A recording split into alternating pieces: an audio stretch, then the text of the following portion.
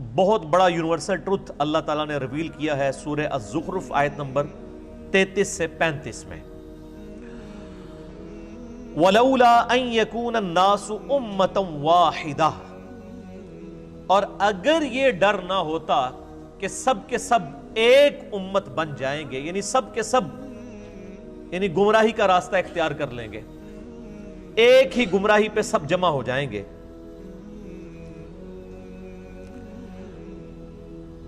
لَجَعَلْنَا لِمَنْ يَكْفُرُ بِالرَّحْمَنِ لِبُيُوتِهِمْ سُقُفًا، تو اللہ تعالیٰ فرماتا ہے کہ ہم رحمان کے جو منکر ہیں، کافر ہیں، ان کے لیے مکان ایسے بناتے کہ ان کی چھتیں ہوتی من فضہ، چاندی کی، وَمَعَارِجَ عَلَيْهَا يَظْهَرُونَ، اور ان کے گھروں کی سیڑھیاں بھی ہم چاندی کی بنا دیتے ہیں، جو لوگ اللہ کو نہیں مانتے، یعنی جو کافر ہیں، اللہ تعالیٰ فرما رہے کہ ہم ان کے گھر بھی چاندی کے بنا دیتے، ان کے گھروں کی سیڑھیاں بھی چاندی کی بنا دیتے، وَلِبُيُوتِهِمْ أَبْوَابًا وَسُرُرًا عَلَيْهَا يَتَّكِئُونَ، اور ان کے گھر کے دروازے بھی چاندی کے بنا دیتے، اور ان کے وہ تخت بھی جن پر وہ تکیہ لگائے بیٹھے ہیں وہ بھی چاندی کے بنا دیتے، وَزُخْرُفًا، اور یہ سب چیزیں سونے کی بھی بنا دیتے۔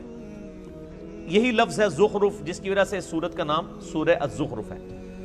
اللہ تعالیٰ فرماتا ہے اگر اس بات کا ڈر نہ ہوتا کہ سب کے سب لوگ ہی کافر ہو جائیں گے، کافروں کی جو شہانہ زندگی کو دیکھ کر، تو ہم جتنے کافر ہیں ان کے گھر چاندی کے بنا دیتے، ان کے گھروں کے دروازے چاندی کے بنا دیتے، ان کے گھروں کی سیڑھیاں چاندی کی بنا دیتے، ان کے تخت چاندی کے اور سونے سے یہ ساری چیزیں بنا دیتے، کافروں کو ہم سونا چاندی سے مالا مال کر دیتے، اگر ہمیں یہ ڈر نہ ہوتا کہ کافروں کی یہ شان دیکھ کے ساری کافر ہو جائیں گے۔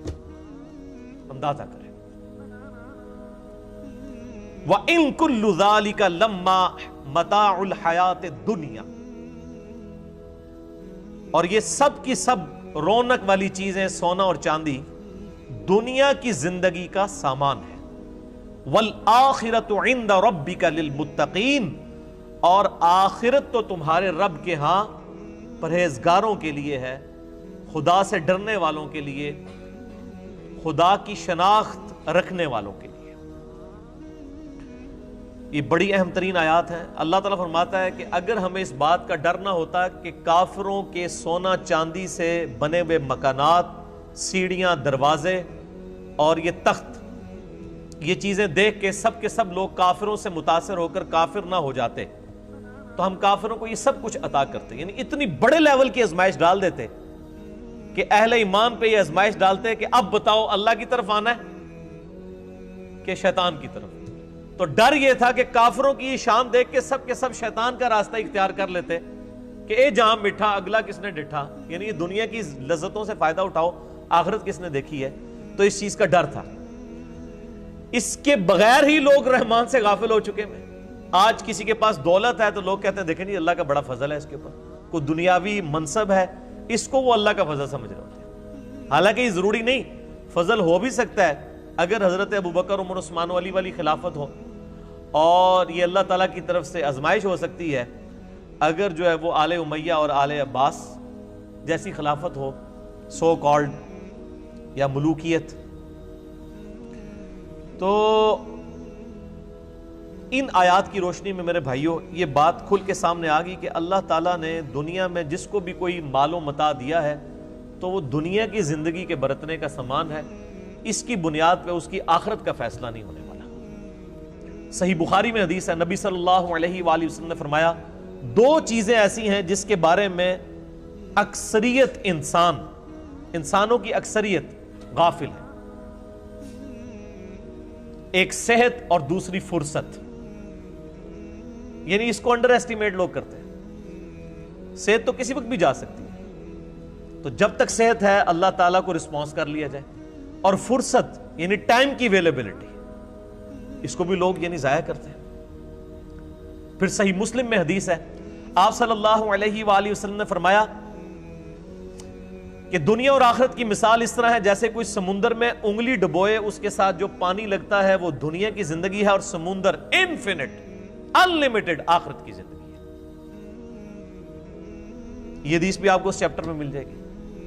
ایک اور حدیث ہے صحیح مسلم کی کہ آپ صلی اللہ علیہ وآلہ وسلم ایک دفعہ صحابہ اکرام علیہم رضوان کو لے کر مدینہ شریف سے باہر نکلے، ایک گندگی کے ڈھیر کے پاس کھڑے ہوئے جہاں پہ ایک گلی سڑی بکری تھی، بکری کا بچہ مرا پڑا ہوا تھا۔ آپ صلی اللہ علیہ وآلہ وسلم نے فرمایا تم میں سے کوئی شخص 1 درہم کے بدلے سے خرید لے گا؟ صحابہ نے کہا یا رسول اللہ کبھی نہیں ہم خریدیں گے۔ تو آپ نے فرمایا اللہ تعالیٰ کے نزدیک پوری دنیا اور جو کچھ اس کے اندر ہے اس کی اہمیت اس گلی سڑی بکری جتنی بھی نہیں ہے، جسے تم 1 درہم میں خریدنا پسند نہیں کرو گے۔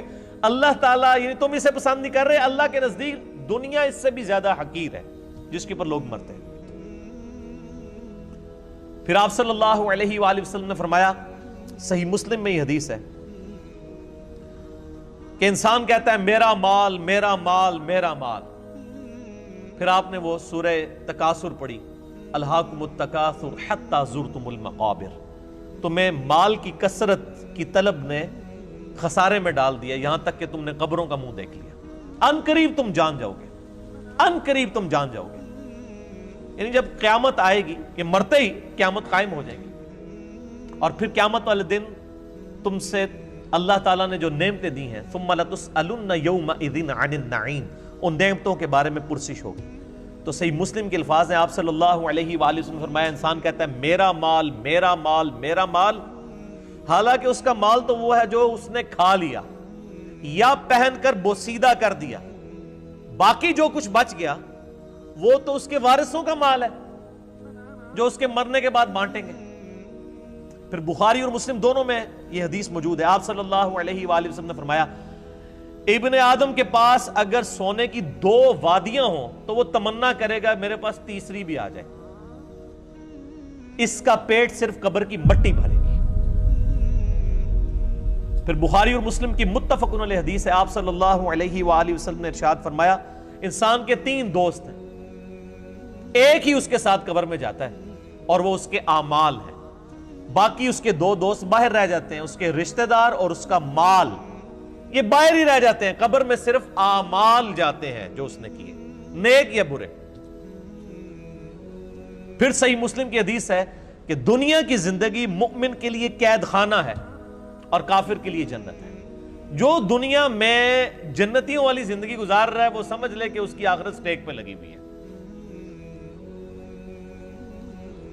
یہ ممکن ہی نہیں ہے کہ آپ دوویں جانے مٹھے باؤ، یہ تو ہو ہی نہیں سکتا تھا۔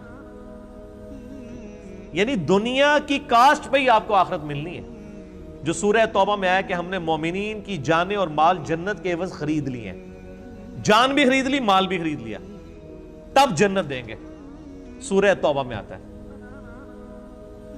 تو یہ بڑا مشکل معاملہ ہے، اس کے اوپر فی البدی مجھے یعنی بے شمار احادیث یاد ہیں۔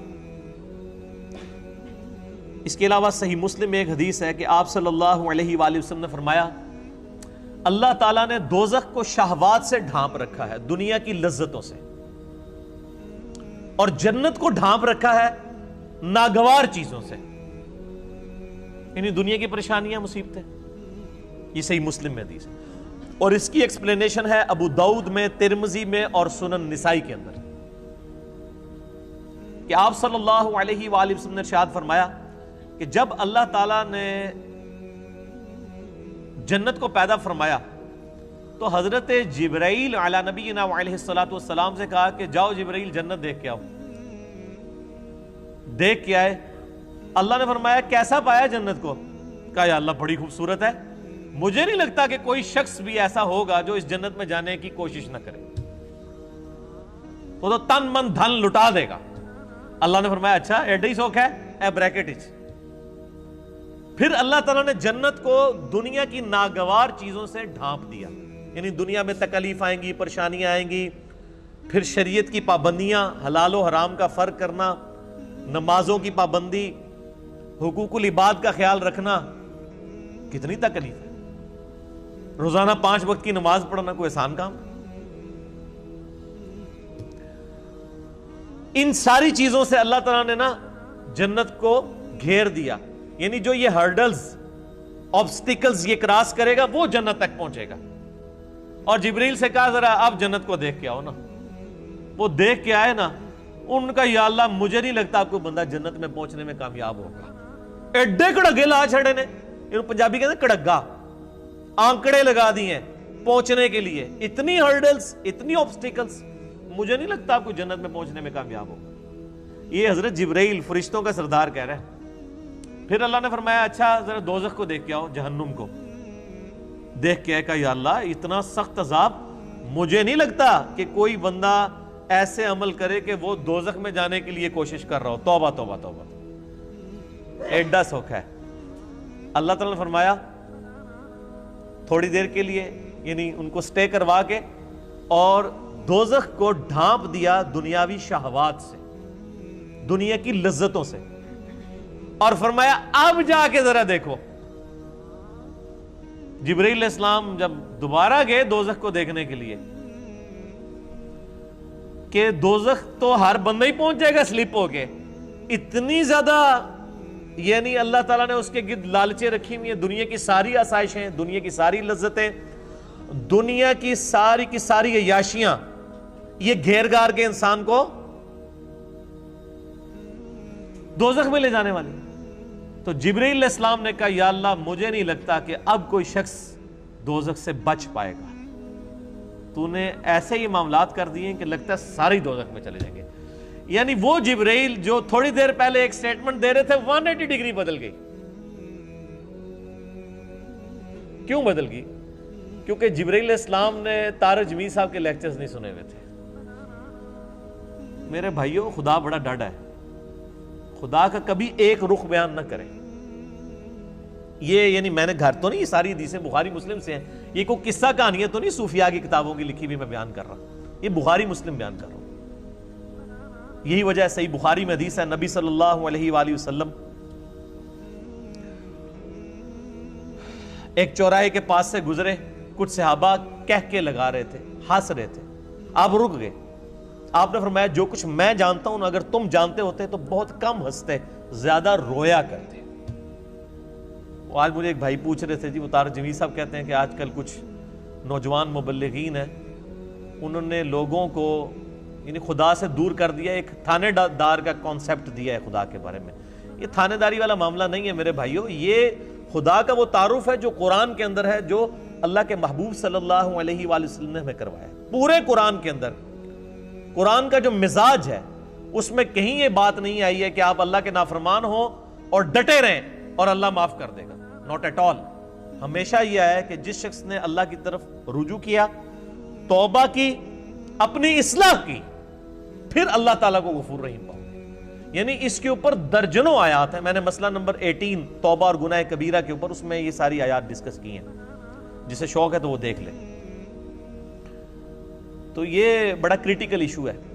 لیکن اس کے بعد پھر موجیں ہی موجیں ہیں جی. صحیح مسلم میں ایک حدیث ہے, اللہ تعالیٰ قیامت والے دن ایک ایسے شخص کو بلائے گا جس نے دنیا میں بڑی عیاشی کی زندگی گزاری ہوگی, لیکن اللہ تعالیٰ کو رسپانس نہیں کیا ہوگا. اللہ تعالیٰ فرمائے گا فرشتوں ذرا اس کو پکڑ کے ایک دوزخ کا پھیرا لگواؤ نا. ایک کی پھیرا, کہنا نا ایک پھیرا لگے گا, ایک پھیرا لگے گا نا. اللہ تعالیٰ اس کو بلا کے پوچھے گا ہاں بھائی کوئی دنیا میں تو نے آسائش کا دن گزارا؟ کہے گا یا اللہ تیری عزت کی قسم میں نے دنیا میں کبھی آسائش نہیں پائی. حالانکہ پوری زندگی عیاشی گزری ہے, لیکن دوزخ کا ایک پھیرا وہ سارا نشہ کافور کر دے گا, سارے کا سارا نشہ. ابھی آپ دیکھ لیں نا, عیاشی کی زندگی ہوتی ہے, جیسے ہی جناب گردے فیل ہوتے ہیں, شوگر ہو جاتی ہے, وہ جناب کل میں وہ پرویز مشرف صاحب کی ایک آن لائن ان کو لیا ہوا تھا صحافی نے, وہ تو لگ ہی نہ تھا, وہ مشرف ہے, اس کی تو آواز ہی نہیں تھی نکل رہی, کس طرح مکے لہراتا تھا.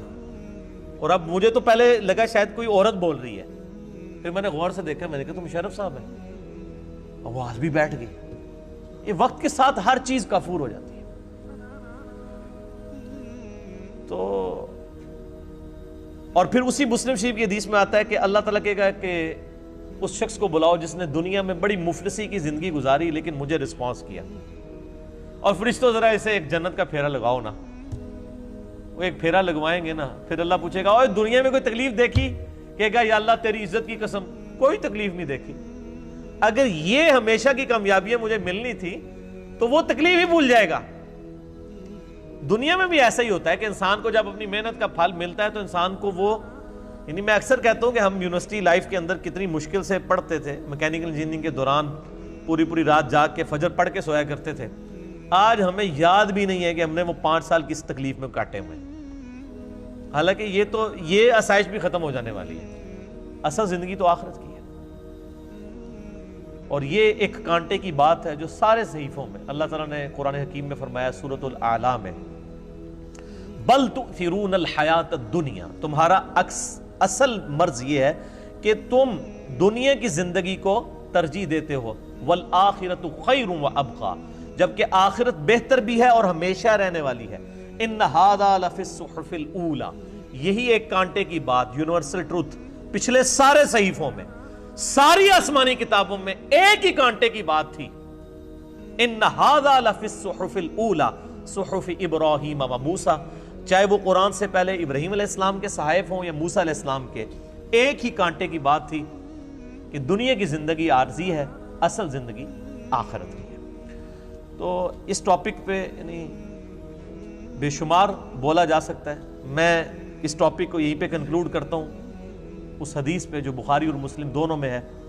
آپ صلی اللہ علیہ وآلہ وسلم نے فرمایا، اے اللہ محمد اور آل محمد صلی اللہ علیہ وآلہ وسلم کو بس اتنا ہی رزق دینا کہ ان کی روح اور جسم کا رشتہ برقرار رہے، بس سانس چلتی رہے، اتنا مجھے رزق ملے، میں اس پہ خوش ہوں۔